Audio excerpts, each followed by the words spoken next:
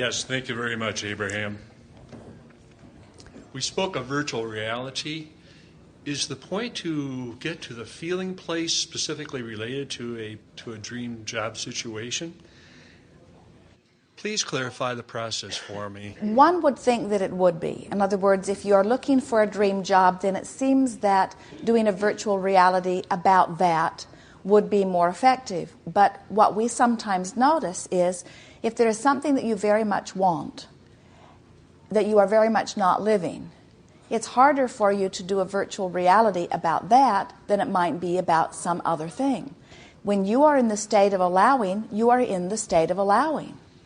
So you could do a virtual reality about anything that would make you feel good, and if you could maintain those kinds of virtual realities that make you feel good, then your dream job would come because you've already asked for it. So the answer is, you don't have to think about the work to get the dream job. But since you're probably going to think about the work anyway, then it is good to practice thinking about it in a way that allows the dream job. Do you suggest... Here's an example of this. Please. Jerry and Esther, as you know, travel a great deal. And one of their favorite places to be is in California at a little city near San Diego called La Jolla. And they like to sit down on the cliffs, on the big rocks, and just watch the beautiful water and the birds and the sea lions. And through the years, as they sit there on these big rocks, Esther will say to Jerry, "I just need this one big rock." And she means that big rock. And then she will say to him, "You just get that end and I'll get the other end." Teasing. And she's been playing this game for many, many years. Anytime they see a big rock, especially those big rocks that sprawl that you can lay your body on, Esther wants them. So recently, in building their new office, they made a decision to put a water feature in. And a company from California gave them a proposal, and they gave them a clay model. And the clay model just looks like a little river stream sort of winding through this place, and there's a little pond at the end of it. And Esther and Jerry agreed that it would be wonderful to have some moving water there, and so they signed the contract. And then the water garden was begun and nearly finished while Jerry and Esther were away. And when they returned to Texas to find truckload after truckload of great big rocks had been brought in, and Jerry has been commenting to Esther over and over again, he can hardly believe it, that all she's been saying is, "I would like that rock, I would like that rock," and it seems that all of them have now been brought to Texas.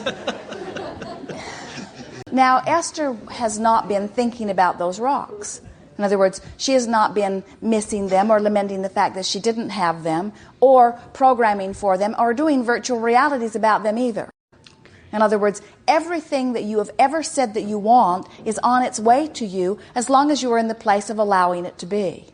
Is it possible to be offering a vibration that is allowing about one thing and a vibration that is not allowing about another thing without messing up the thing that you are wanting? And what we would say about that is, if Esther were feeling uncomfortable about things not coming to her, or if she had something that she'd really been wanting that was not coming and she'd really been focused on it, then perhaps the rocks would have not made their easy way to her. In other words, your feeling of allowing is a general feeling rather than a specific feeling. Really, the simple answer and the accurate answer is just get feeling good, and everything you want will come. And if it's easier to feel good about some things than others, then that's what we would feel good about. Sure. Great, thank you.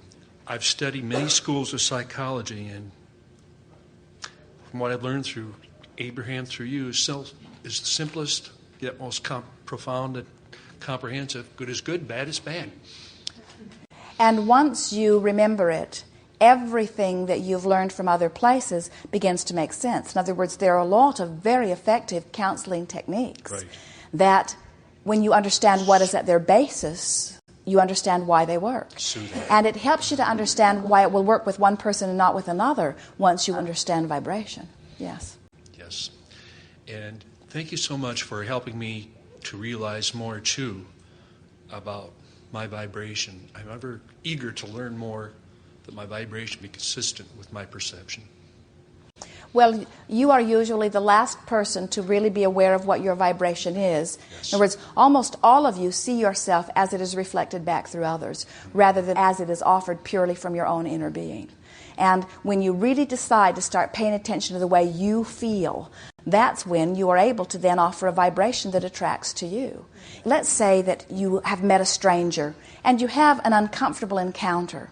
The thing that we would like you to begin saying to yourself, whether it is an uncomfortable encounter or a comfortable encounter, this was my doing. Now, at first, that will feel a little unsettling to you because it feels like somebody should do something about that. In other words, I didn't like how this went and somebody should do something about that. But the trouble with saying somebody should do something about that, meaning somebody else should do something about that, which is almost what you always mean when you say somebody should do something about that, is that you can't make them do it. You can't control what they do. But you can control what you do vibrationally. And so when you start assuming your responsibility for everything that happens to you, then you begin to realize that through some practice, you can begin to evoke from all others things that please you when you evoke it. In the beginning, it feels like you'd rather they would clean up their act so that you could feel better. But when you realize there's far too many of them with far too many different acts, it becomes overwhelming. And when you start practicing this game of virtual reality, where you begin to evoke the best from others, then what you begin to realize is your world will be exactly as you want it to be because you've learned how to master your own vibration. Have you ever known children, adults too, who behave one way with one person and another way with another? Esther had the experience recently where she was feeling overwhelmed and was really moving fast, trying to get a lot of things checked off her list. And she knew she was not in her place of best connection. She knew it, but she had sort of said, too bad, I don't have time to mess with this. I'm just going to get this list checked off and I'll get connected later, was sort of the good attitude that she was in. Which is just fine. It's just a bumpier ride, that's all. And then a dear friend that she hadn't seen in months, who she adores and who she knows adores her, came by the office. And as Esther was visiting, she could just feel the best of herself coming back. And she said to her maid, she sucked it right out of me. Her vibration was in such a place of well-being. And her expectation of rendezvousing with that part of Esther was in such a dominant place that she just influenced it right out of Esther. Influenced Esther right back into her connection. And Esther said, I need more like that. And we say, here we go again.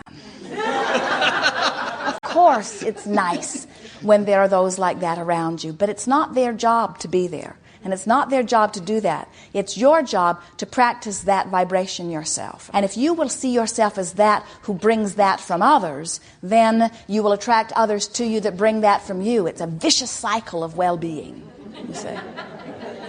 Yes. Thank you. I have wonderful coworkers. But what I've noticed in that being on the leading edge, it can be interesting.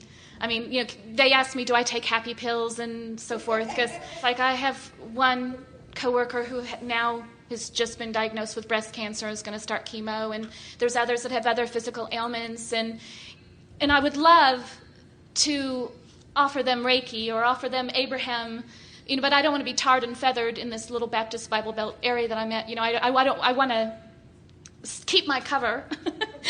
As you see them in their life and you assume their judgment of your life, then you're experiencing it all as if you had come out of the closet and allowed them to see the degree of the weirdness that is you.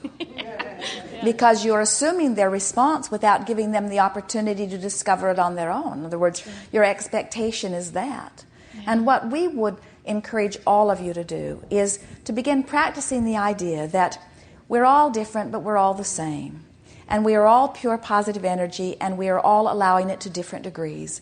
And there are many, as someone said, paths that lead to the same inevitable place of connection. Try a little harder to pigeonhole a little less. Give more people the benefit of the doubt expect them to love you if they really got to know you, rather than expect them to not like you if they really got to know you. Well, I guess more my concern is, they come to me and they say, oh, I'm in so much pain, and I'm biting my tongue because I know there's a... But the thing that I think there's a better way. But the thing that we want to say to you is, if there were not something active in your vibration, they would not be coming.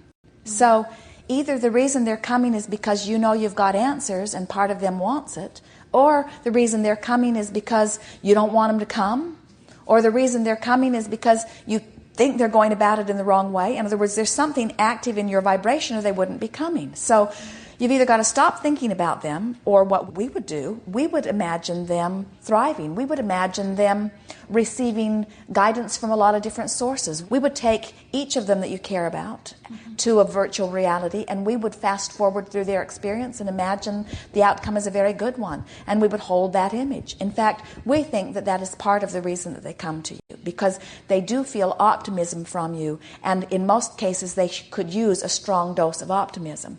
But they can also feel a reluctance from you to spill your guts about what you know. And so some of them are intuitively knowing that you have knowledge, and they are coming sort of hoping that you will share it. Mostly we want to say to you, don't overthink this. It's not your job to fix anything. Many of them will not listen anyway. In other words, just don't make such a big thing. You've talked in this very short period of time that we've been together, you've made several references to this Baptist Bible Belt. We think it's way more important to you than it needs to be. Okay.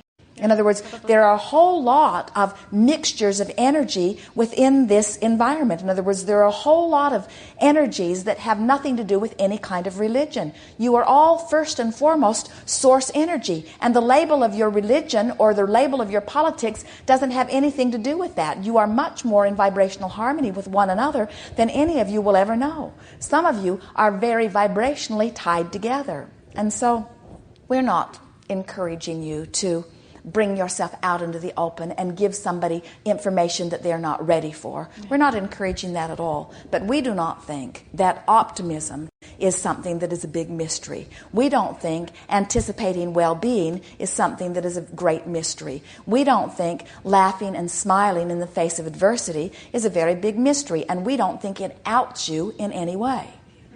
We don't think that giving someone a good word or patting someone on the back or just saying, I intuitively know that you're going to be all right, we don't think that that exposes you in any strange way. There are all kinds of people in all kinds of very strict religious settings that have been having all kinds of metaphysical experiences from the very beginning of time. The Bible that they're all toting around is the most metaphysical book that has ever been written. In other words, there's much more about visions and all kinds of things in that book than almost anything that you would read today. In other words, it's time for you to stop worrying about the Bible Belt and accept that they are all in on this too. In other words, all of them have inner beings. All of them have source energy. All of them are extensions of that. All of them have insecurities. All of them want to feel better. All of them want to be uplifted. All of them would uplift if they thought that they had the opportunity. In other words, you are not as strange and as foreign and as diverse as you think you are. Really, you are not. We are all making much too much of all of this. Much too much. Life is supposed to be good. It's supposed to feel fun. People are supposed to be your friends. They are supposed to evoke from you good things. You are supposed to evoke from them good things. You are not supposed to all want the same things. You've come with great variety. It's not virtuous to be the same. It's not inappropriate to be different. In other words, all of it's all right. Just make a decision that no matter what, you're going to feel good. And you're not going to let all these petty little things that have been worrisome for so long, that you've been taught by so many who are around you, you're just not going to play that game anymore. Next time somebody puts you in a position where you feel that way just a little bit, stop and say, oh yeah, I promised myself I wasn't going to do that anymore. And they say, do what? And you say, worry about what you think. I promised myself I wasn't going to do that anymore. I promised myself I was going to give myself the benefit of the doubt and give you the benefit of the doubt and assume that you love me. And we don't think one of them will say, well, you're wrong. I don't.